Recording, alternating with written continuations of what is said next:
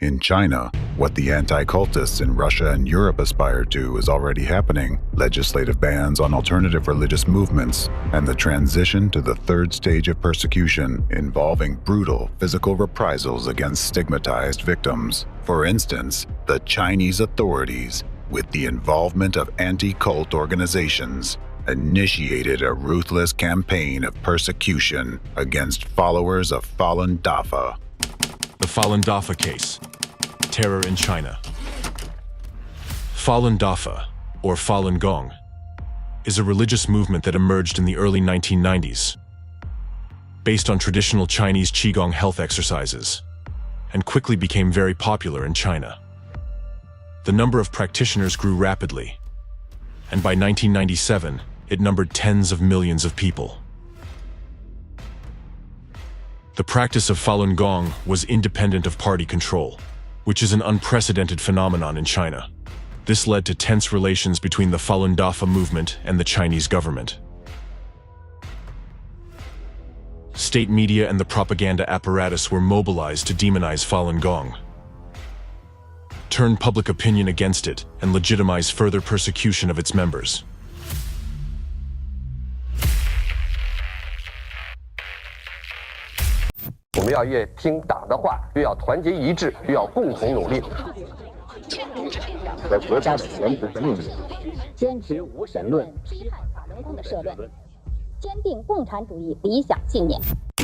Chinese Communist Party putting out just massive volumes of disinformation and propaganda denouncing Falun Gong, demonizing them.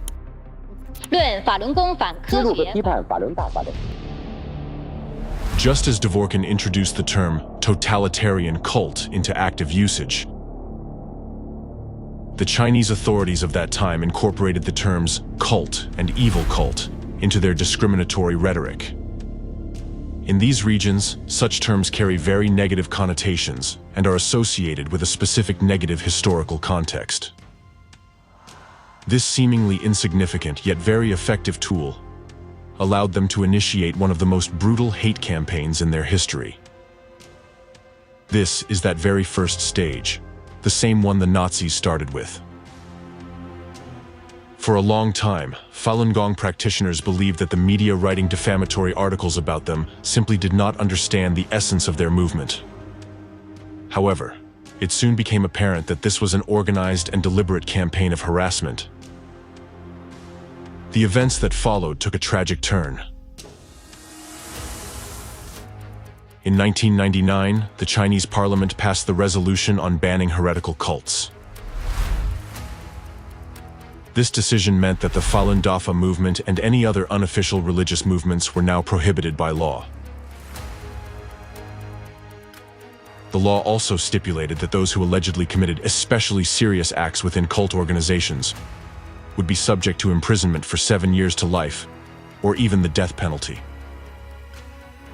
Although the law did not explicitly mention Falun Gong, it was clearly aimed at its practitioners.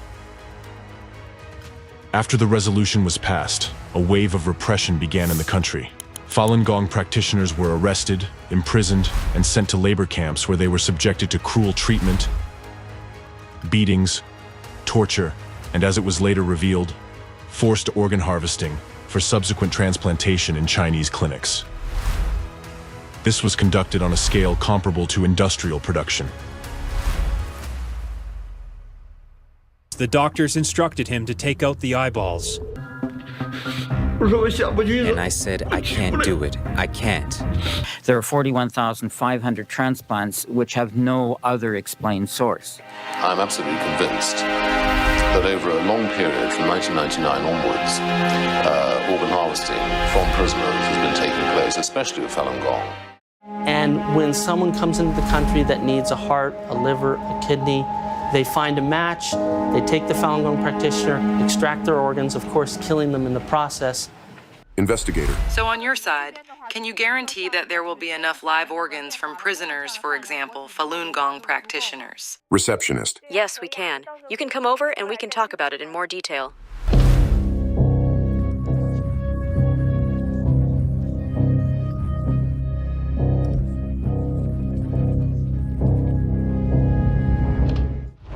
Simultaneously, there was round-the-clock propaganda in the media, book burnings, and a purge within the party ranks to eliminate potential sympathizers or supporters of the Falun Gong movement. To eradicate Falun Gong, a special agency called Office 610 was established by order of the former leader of China, endowed with a wide range of powers. Agents of Office 610 were not bound by any laws in their use of methods to force Falun Gong practitioners to renounce their beliefs. This lack of restrictions allowed them to employ ruthless torture, which led to the death of many Falun Gong adherents. Chinese lawyers compare Office 610 to Hitler's Gestapo in terms of its functions. More than 3,500 deaths of Falun Gong practitioners have been documented and recognized as resulting from the repression. The officially registered number of those imprisoned for practicing Falun Gong exceeds 100,000.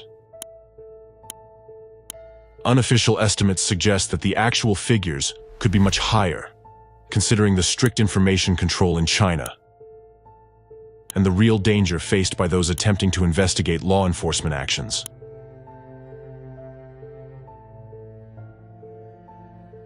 Policewoman beat me. Yeah, this my friend Sun Suxiang. She was persecuted, died in China. Was taken in the middle of the night into a labor camp. And they started dragging my dad away. They arrest my grandma, torture her. They burn her back so much to the point she couldn't stand up straight anymore. Around 10 people holding me, and then they had people like stick the very thick tube into my nose. I was vomiting the food and blood, everything coming out of my mouth. The global community's attention was drawn to the repression of Falun Dafa by the publication of a report by two independent human rights advocates. After conducting an investigation, they confirmed cases of mass forced organ harvesting from Falun Gong practitioners in prisons, with the organs subsequently sold for transplantation. We have concluded that the government of China and its agencies in numerous parts of the country, in particular hospitals but also detention centers and people's courts, since 1999 have put to death a large but unknown number of Falun Gong prisoners of conscience. Their vital organs, including hearts, kidneys, livers, and corneas, were virtually simultaneously seized involuntarily for sale at high prices, sometimes to foreigners, who normally face long waits for voluntary donations of such organs in their home countries. To convey the full horror of what these people face, here is an excerpt from an interview with a police officer who witnessed the murders of Falun Dafa practitioners, published by the World Organization to investigate the persecution of Falun Gong. Witness: We had been interrogating and severely torturing her for about a week. She already had countless wounds on her body. Also, we used electrical batons to beat her. She had already become delirious. However, we didn't know at this time. It was possibly a certain office in the Public Security Bureau of Liaoning Province anyway. It was a very secretive office that sent two people over. One of them was a military surgeon from the General Hospital of Shenyang Military Region of People's Liberation Army PLA, and the other one was a graduate of the 2nd Military Medical University. Specifically, one of them was relatively old, and the other one was young. They were doing something to her in an operating room of the mental hospital she was sent to. No anesthetics were used. They cut her chest with a knife without shaking their hands. If it were me, I would be shaking. Although I am an armed police, I held guns, I participated in live ammunition maneuvers, and I had seen many corpses, but when I saw these military surgeons, I was really impressed. Their hands didn't shake at all. They put on their surgical mask and started cutting immediately. At that time, we armed policemen were standing on guard, each with a pistol in hand. It sounded like something was being ripped apart. And then she continued. Since then, she always had her mouth wide open, with both her eyes wide open.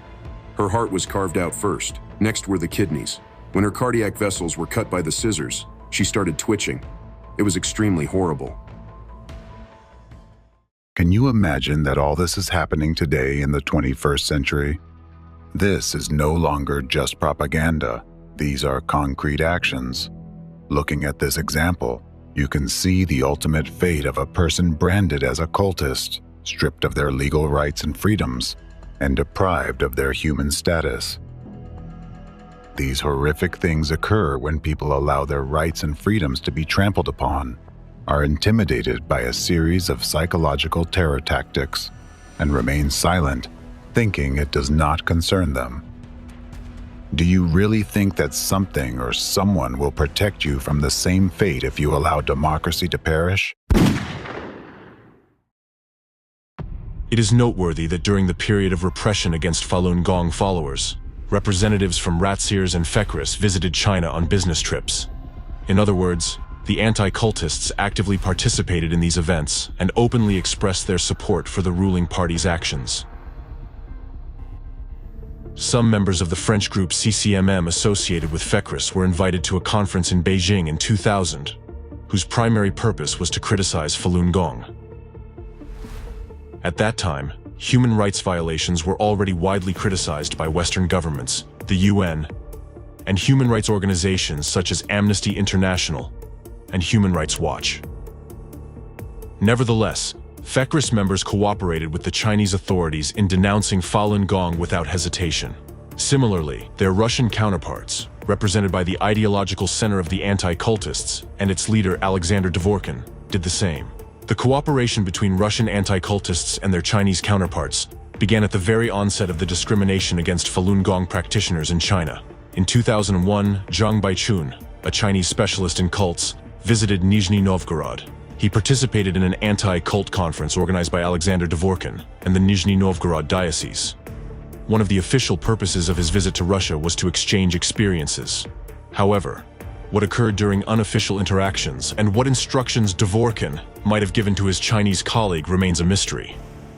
In 2008, Alexander Dvorkin himself visited China on a working trip at the invitation of the Chinese Association for Research of Cults. During this trip, he appeared in Chinese media and spoke about the allegedly destructive and aggressive nature of the Falun Dafa movement. Thus, Falun Gong is a rigid totalitarian sect, or destructive cult, whose members are used by its leader in his vendetta against the Chinese government, while he himself is used by American intelligence agencies for their foreign policy objectives. Stated Alexander Dvorkin in his report, "The destructive cult Falun Gong, the art of political manipulation," presented at the 16th International Christmas Educational Readings on January 30th, 2008. The paradox of this situation is that atheistic China allowed a Russian Orthodox anti-cultist to conduct propaganda on its territory. Why?